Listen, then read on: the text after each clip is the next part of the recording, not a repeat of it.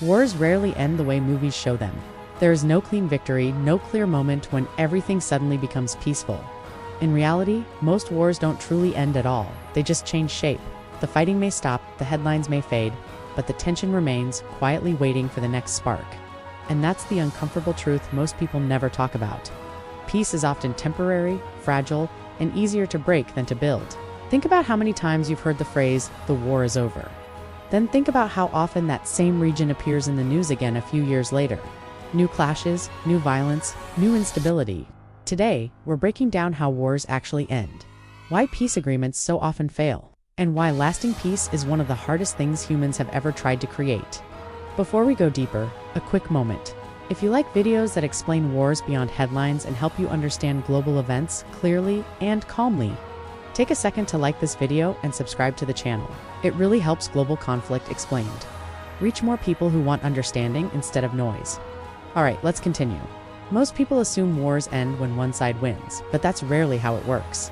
Sometimes wars end because both sides are exhausted, sometimes because resources run out, sometimes because the cost becomes politically unacceptable, and sometimes because outside powers step in and force negotiations.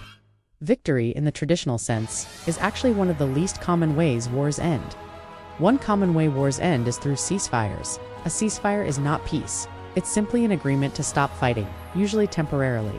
Ceasefires are fragile by nature. They rely on trust between enemies who have spent years trying to destroy each other. One violation, one misunderstanding, one provocation, and the fighting resumes. Many modern conflicts exist in a permanent state of ceasefire, never fully at war, never fully at peace. Another way wars end is through peace agreements. These are often celebrated as historic moments. Leaders shake hands, documents are signed, cameras flash. But what happens after the ceremony matters far more than what happens during it. Peace agreements don't erase fear, hatred, or trauma.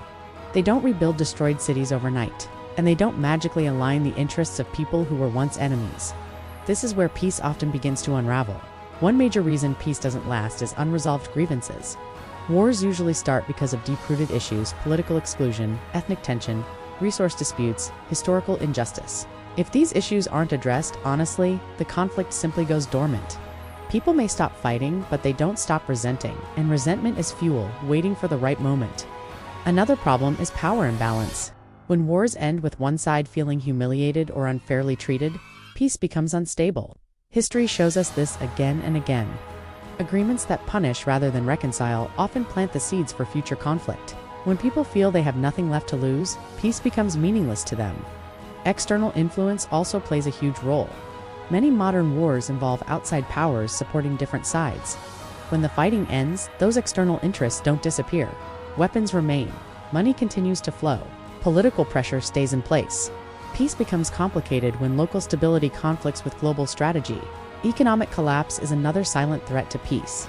Wars destroy economies, jobs vanish, infrastructure collapses. Young people grow up with limited opportunities and constant uncertainty. In these conditions, peace feels empty. When survival is a daily struggle, violence can seem like the only path left. Without economic recovery, peace becomes fragile, no matter how strong the agreement looks on paper. Then there's the issue of justice. After wars end, societies face difficult questions. Who was responsible? Who committed crimes? Who deserves punishment? Who deserves forgiveness? Ignoring justice can anger victims. Pursuing justice too aggressively can reignite tensions. There is no simple answer, and every choice carries risk.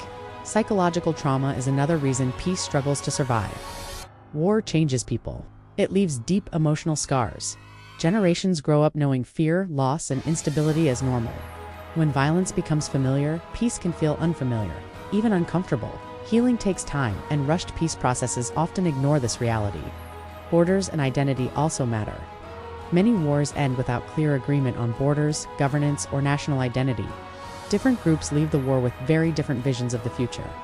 Without a shared sense of direction, peace becomes a temporary pause rather than a permanent solution. You might wonder why the international community doesn't do more to ensure lasting peace. The truth is, peace is expensive. It requires long-term investment, patience, and attention. And once the fighting stops, global focus often moves on. Cameras leave, aid slows down, political interest fades. But peace needs support long after the war ends, not just during negotiations. Another uncomfortable truth is that some powerful players benefit from instability. Ongoing tension can justify military presence, arms sales, political influence, and strategic leverage. While no one openly says they want war to continue, the incentives for maintaining control sometimes outweigh the incentives for lasting peace. This doesn't mean peace is impossible. It means peace is work. Hard, slow, uncomfortable work. The most successful peace processes focus on inclusion, economic recovery, justice, and long-term reconciliation. They involve local communities, not just political elites. They acknowledge pain instead of pretending it doesn't exist. But even then, peace is never guaranteed. Peace is not a finish line, it's a process, one that must be protected every day.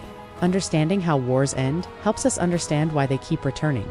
It explains why headlines repeat themselves, why the same regions appear in crisis again and again, and why declaring a war over often hides more than it reveals. At Global Conflict Explained, the goal isn't to offer simple answers. It's to help you see the patterns behind global events.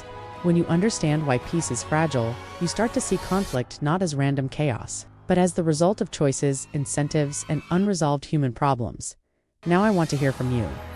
What do you think is the biggest reason peace doesn't last after wars?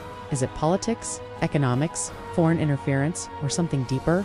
Share your thoughts in the comments. I read them and they often shape future videos. If this video helped you understand wars differently, consider sharing it with someone who follows the news but wants deeper context. And if you want more calm, clear explanations of global conflicts and power, make sure you're subscribed. Because wars don't always end with silence. Sometimes they end with waiting.